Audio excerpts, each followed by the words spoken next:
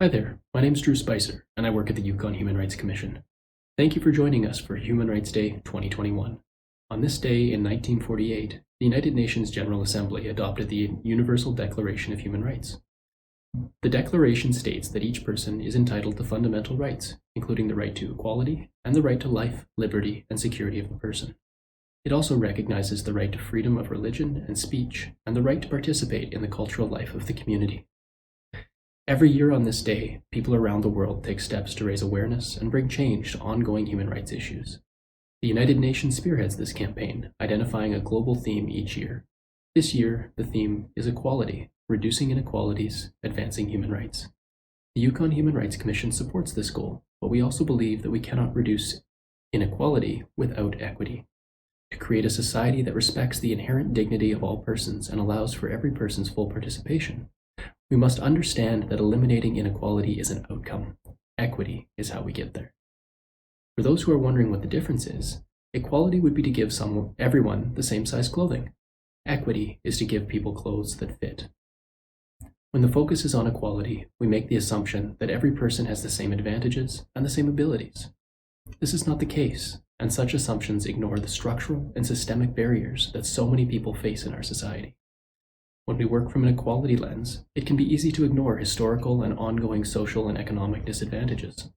We can arrive at a one-size-fits-all approach, which maintains the status quo. Instead, we must recognize that some people face adverse conditions and circumstances that make it more challenging to achieve the same goals with the same effort. At a societal level, we must remove as many structural barriers to equity as we can. We must also recognize inequities at an individual level and seek to accommodate those who have different needs. We encourage everyone to examine their own choices and actions to identify disadvantage and to do all we can to create a more accepting and equitable society for all. We also call on all Yukoners to support programs and policies which recognize historical and ongoing systemic discrimination and which remove barriers to equitable participation in society. Today, the Commission is releasing 3 short videos which will discuss barriers and solutions, 3 of the most common areas of inequity the Commission hears about: access to housing, employment, and services. This video will discuss barriers that some members of society face in accessing services in Yukon and some potential solutions. Inequality in access to services is a global issue, with many regional variations in terms of severity and cause. However, there are some commonalities that exist between our situation in Yukon and the situation globally. We will begin with a brief overview of some of these commonalities at a global, national, and territorial scale.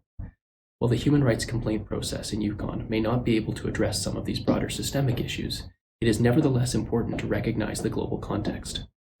Access to services is a broad topic, and many social, economic, and political factors intersect to create varied levels of access to different services between neighborhoods, let alone nations and continents. However, the overall goal must be the same: to allow every person access to publicly available goods and services in a dignified and inclusive manner. When we look at global indicators of equity and inclusion, it's clear that there's a lot of progress to be made. 2 examples are healthcare and education. Both are critical services, and marginalized people often face barriers accessing the same quality of service as non-marginalized people. At a global level, COVID-19 has exacerbated long-standing inequities in accessing services, including education. For example, it's estimated that over 90% of students have been impacted by COVID-19 related school closures. We know from previous health crises that students who are economically or socially disadvantaged are most impacted by these sorts of disruptions, with many girls from the lowest income families never returning to school. With respect to healthcare, while high-resource healthcare systems have faced challenges related to overload and capacity of health services, the pandemic poses critical challenges to weak healthcare systems in low-resource settings and is jeopardizing hard-won health and development gains it made in recent decades. Canada does relatively well in terms of overall education equity, scoring 9th out of 38 rich nations in a 2018 UNICEF report. However, income inequality and lack of culturally appropriate educational opportunities were 2 of the main sources of inequity identified in Canada's educational system. Income inequality impacts disadvantaged groups such as racialized communities, single parents, the queer community, and people with disabilities the most, and is increasing in Canada. In Canada, widespread health disparities continue to exist between many groups. Particularly, Indigenous people experience lower health outcomes than non-Indigenous peoples in Canada, which is exacerbated by a lack of access to quality healthcare and lower socioeconomic standing, as confirmed by the social determinants of health. Many Indigenous peoples also lack access to adequate health services, especially in remote communities. Discrimination when accessing services remains an ongoing issue in Yukon. In consultation with Yukon's queer community, Joe Wickenhauser, Executive Director of Yukon's Pride Center, identified healthcare and education as two of the most pressing services requiring improvement. Some of the main issues identified include untrained healthcare providers, bullying in schools, workplaces that feel unsafe for employees to come out, and people being harassed in washrooms. Two important Auditor General reports published in 2009 and 2019 provide insights regarding certain ongoing problems in the provision of education in the territory.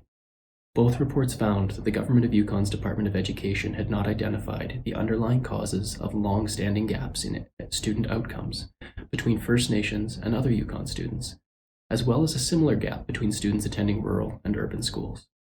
The report stated that until the department understands the root causes driving these gaps, it has no way of knowing whether the department is focusing its time and resources on where they're most needed.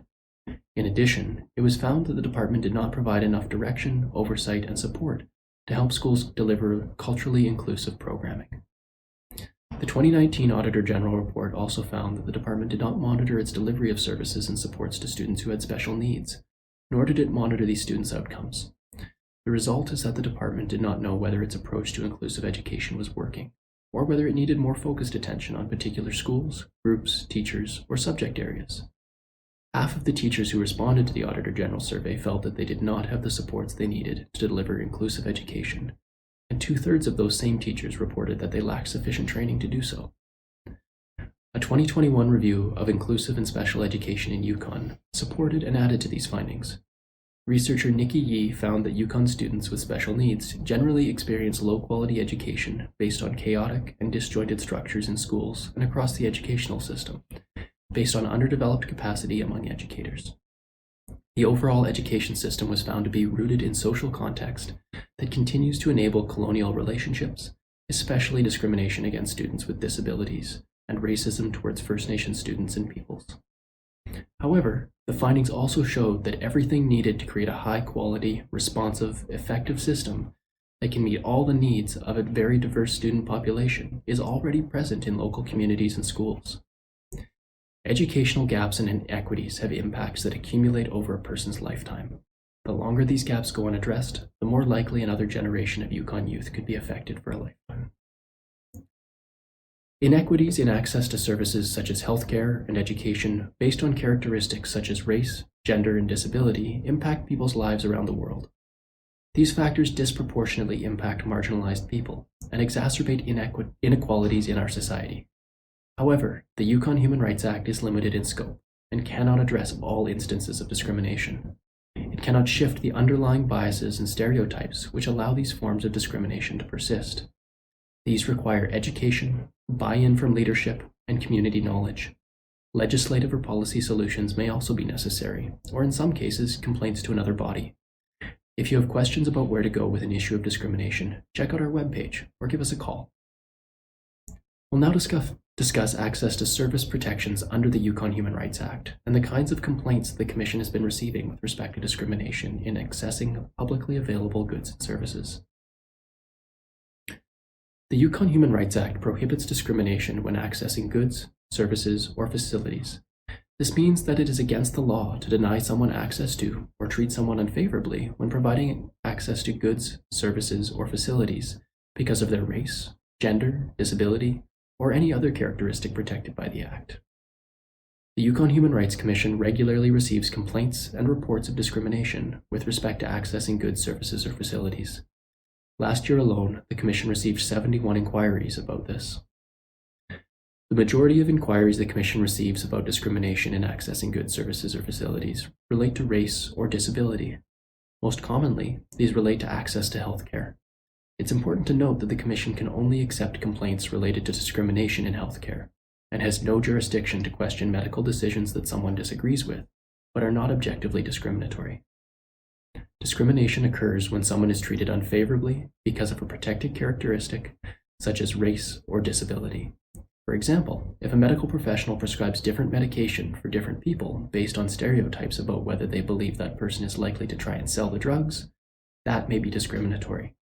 However, if a healthcare professional refuses to provide certain prescriptions based on their professional medical opinion and not based on discriminatory stereotypes, that would not be discrimination. It is important to note that healthcare providers may disagree on treatments or prescriptions. So long as neither provider's position is rooted in discriminatory sentiments, it is unlikely to be a human rights issue. If you feel that a medical professional has made an incorrect decision or has caused harm for non-discriminatory reasons, there may be other complaint avenues available to you. Service providers also have an obligation to accommodate a person's disability, unless the accommodation would pose an undue hardship on the service provider. Examples would include where an accommodation would be unreasonably difficult or dangerous. When accommodating someone's disability would be unduly difficult will depend on the unique circumstances of the situation, but must be rooted in fact and not assumptions or stereotypes. An important issue that often arises when accommodating disability in the provision of services is regarding service animals. In Yukon, there's no specific legislation with respect to service animals or a process to certify them. As such, service providers should assume that any requests to access services with a service animal are genuine, unless there's an obvious reason to believe otherwise. If there's significant doubt as to the legitimacy of the need for the service animal, a service provider may request medical documentation stating the need. They are not entitled to know someone's diagnosis. If there's not a verified medical need for the animal, there is no duty for the service provider to accommodate. If an animal's behavior indicates that they may be a risk to property or safety, such as growling at other customers or damaging goods, the service provider may need to consider other accommodation options, such as curbside delivery or phone services. In rare cases, it may not be reasonable to accommodate that person's needs, but where a legitimate medical need exists, all reasonable efforts should be made to accommodate. In order to understand some of the barriers and solutions to inequity and inequality in accessing goods, services, or facilities in Yukon, we've brought together some important voices in our community. Let's hear what they have to say.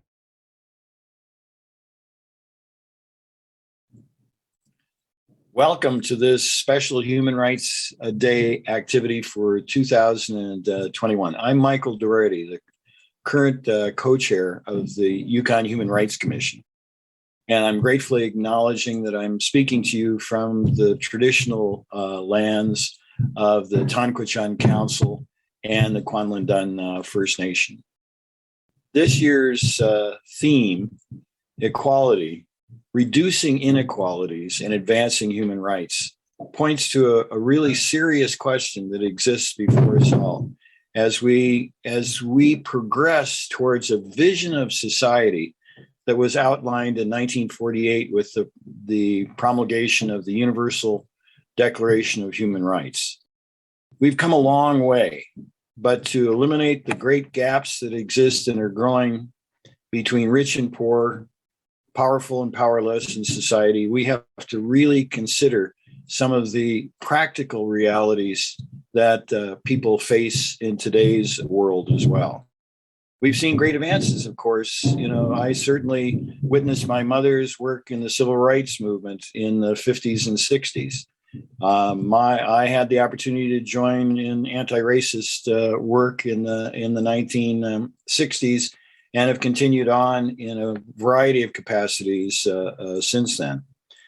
But we see just a tremendous underachievement in terms of actually realizing the goals of human rights, particularly when you recognize that when rights are there on paper, they have to be made truly accessible to people. If we have services provided like basic education, that is a right for all young people in our society, that has to be achieved, but recognizing that if a child comes to school hungry or ill-clothed or is experiencing poor housing, their ability to fully enjoy the benefits of that services are truly limited. That the same can be said in healthcare and other services that are provided in our society. That if there are barriers to accessing those services, then those services are not provided as a right. Those rights are effectively denied. We've got a long way to go, certainly in terms of what I've been able to see over my decades is advances, but we can't be complacent. We have to continue struggling, continue to attempt to realize the vision that was laid out before us, 73 years ago, that with the passage of the Universal Declaration of Human Rights. We've got a long way to go to truly live out that just, sustainable society where equity is possible, inequalities are eliminated. That in the spirit of this day, Human Rights Day, let us dedicate ourselves to that goal, continuing to seek and truly live out ways of achieving that vision of the just, equitable, and sustainable society. Thank you. Masiri Gastant Aucoin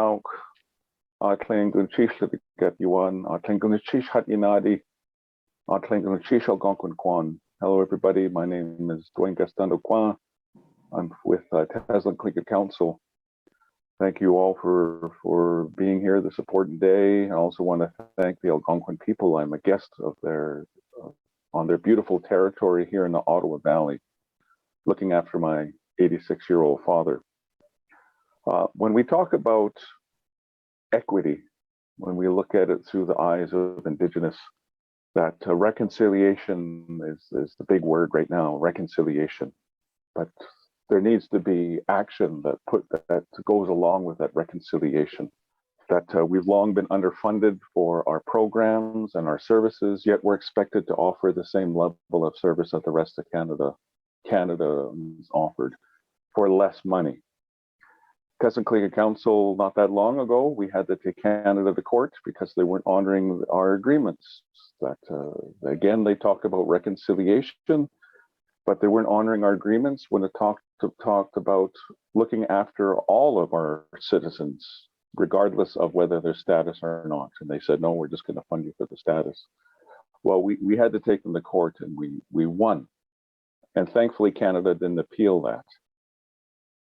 But unfortunately, Canada continues to appeal when we look at what Cindy Blackstock, the fight that she's been doing for how many years in regards to bringing equity for Indigenous children who suffered under the child welfare on reserve, just how drastically underfunded that is compared to other Canadians, the services offered off reserve. And Canada continues to appeal this. Where's the equity in that, especially for our children who are suffering? And so I think that's one thing when we talk about equity, that we need to break down those systemic barriers that hold us back. And this putting some window dressing on things and making things look pretty, that might look good for a photo op, but that's not really going to change the lives of the people that need the change. So that's one thing that I encourage everyone to work towards, is changing things from the inside out, and bringing real change that'll benefit and impact us people, Indigenous people, those who suffer under systemic racism and systemic inequality, that it will benefit us for the good of everybody. So thank you very much. Yugwai. Take care and do your best. Hi, my name is Jason Cook and my pronouns are he, him. I'm coming to you today from the traditional grounds of the Kwanlundun First Nation and the Tan-Go-Chan Council, and I'm very grateful for that. I'm an educator here in the Yukon. I currently work closely with our Rainbow Youth up at Porter Creek Secondary School. Over the past few years, I've collaborated with our amazing Porter Creek administration team and staff to open up the PCSS Rainbow Room, which is our school's safe space, It's a space where students can go and just be themselves, free from any sort of harassment or bullying. I also serve as the leader of the Porter Creek Gender and Sexuality Alliance, and I worked with the students that successfully petitioned the banning of conversion therapy here in the Yukon back in 2020. I'm honored to be speaking to you today on Human Rights Day 2021. This is the day back in 1948 when the United Nations General Assembly adopted the Universal Declaration of Human Rights, or the UDHR. And the UDHR proclaimed the inalienable rights that everyone is entitled to as a human being, regardless of race, color, religion, sex, language, political or other opinion, national or social origin, property, birth, or other status.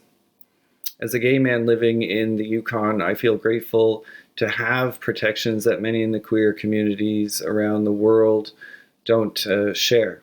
But even though Yukon's two-spirit and queer communities are protected by human rights legislation, it doesn't mean that some in our community still don't face instances of harassment and discrimination in their daily lives.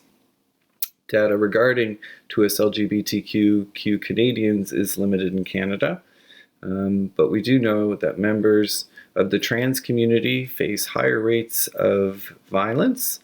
Mental health challenges persist, with higher rates of depression and suicide, or simply, things just like finding a safe doctor, obtaining a decent job, or even securing an affordable home can be a real challenge for members of the 2S LGBTQ community. So here in the Yukon, we need to continue to focus on eliminating systemic barriers related to gender in the delivery of services.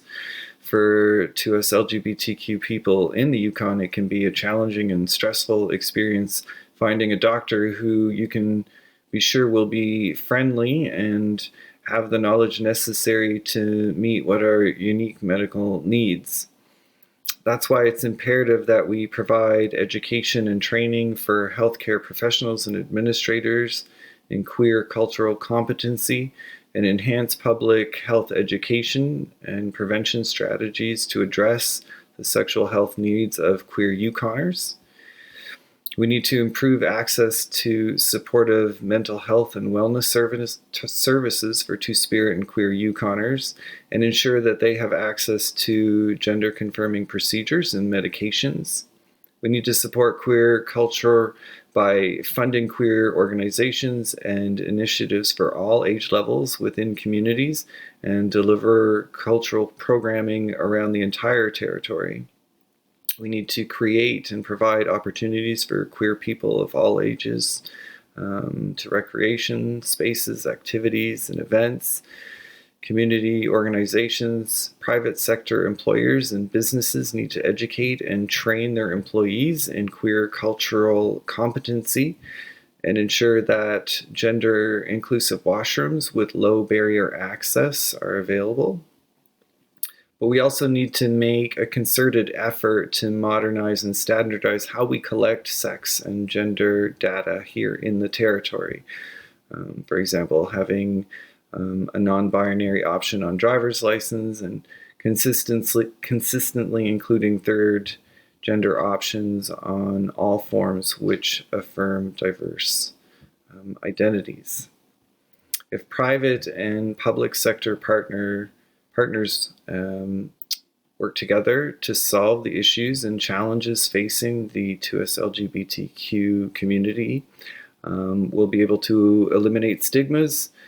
We can address ignorance, reduce discrimination and hate, and raise awareness.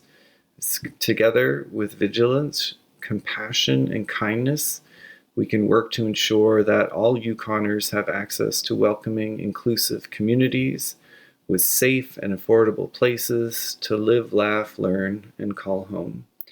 Thank you for your time today, and happy Human Rights Day to you all.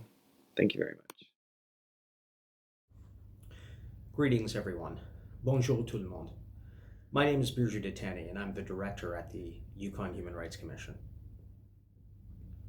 We are grateful to have heard from Duane Gastant Aucoin of the Teslin Tlingit Council. Duane reminds us that the ideals of equity and reconciliation need to be accompanied by action. First Nations have long been underfunded for programs and services, yet they are expected to offer the same level of services as other governments. Despite words of reconciliation, the Teslin Tlingit Council recently took Canada to court successfully for only funding based on the number of status members under the Indian Act instead of all citizens. Duane touched upon the Blackstock case, which concerned equity for Indigenous children and education being underfunded, which the federal government still continues to appeal, and how the federal government's appeals on such cases represent a perpetuation of inequity. Duane reminds us that the need to break down systemic barriers. Window dressing is not enough, and we must take concrete action. Everyone is encouraged to work towards changing the system from the inside for the good of all. We are grateful to have heard from Jason Cook, a member of the queer community and also an educator. Jason reminds us that while data is limited in Canada relative to the queer community, we do know that there are higher rates of depression, suicide, and these are exacerbated by the difficulties involved with finding a safe doctor, a good job, and an affordable home. Finding a doctor who will be friendly and has knowledge of the unique medical needs of members of the queer community can be both stressful and challenging. Training for healthcare professionals is imperative. We must improve access to supportive mental health services for queer Yuconners, as well as access to and funding for gender-conforming procedures and medications. Support for queer culture by funding initiatives and programming for all ages in all parts of the territory is also important. We must create and provide social, recreational, and employment opportunities. Private businesses need to train their employees in queer cultural competency, and to modernize and standardize how we collect gender data in Yukon, such as non-binary options on driver's licenses, consistently including third gender options on all forms, and other such measures.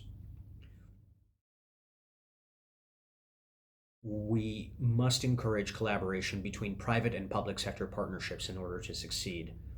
And also, we need vigilance, compassion, and kindness.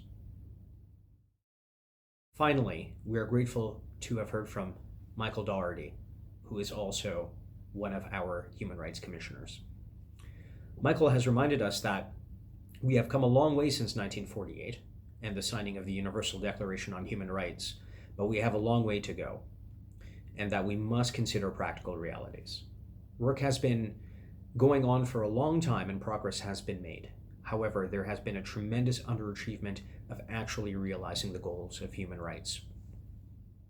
Access to basic education must be achieved and is a right to all, but if a child arrives hungry or experiences poor housing, the ability to enjoy the benefits of education are very limited. Rights cannot simply exist on paper. They must be truly accessible for them to have any effect. While systemic barriers to equitable access persists, rights are often denied. We have a long way to go. Advances are happening, but we cannot be complacent, and we must continue to fight for the vision set out in the Universal Declaration of Human Rights. A common theme which runs through many of our speakers' presentations is the idea of data and information. Equity and diversity cannot be a box-ticking exercise. We know that discrimination is about systems and not simply a pattern of individual behaviors. We have to look at how processes and systems that we rely on perpetuate inequality. In other words, how do we make decisions on a daily basis in organizations that we belong to? How are those decision-making processes advantaging certain people, and how many others are deprived or disenfranchised as a result of these systems? When we look to accumulate more and better data, we fundamentally understand that discrimination is inherently about systems, and therefore we have to look at how these systems, which have existed for far too long, have to be reevaluated, renegotiated, and where necessary, dismantled in the interest of serving the goals of having a society which is truly equal. And in order to do so, we have to reimagine our ideas around equity, diversity, and inclusion. Having heard from our communities, it is essential that we all commit to those rights enshrined 73 years ago in the Universal Declaration of Human Rights. Let us take this opportunity to reflect, but more importantly, to commit ourselves anew to a more just and equitable society where everyone is truly equal in dignity and rights. Thank you. Merci.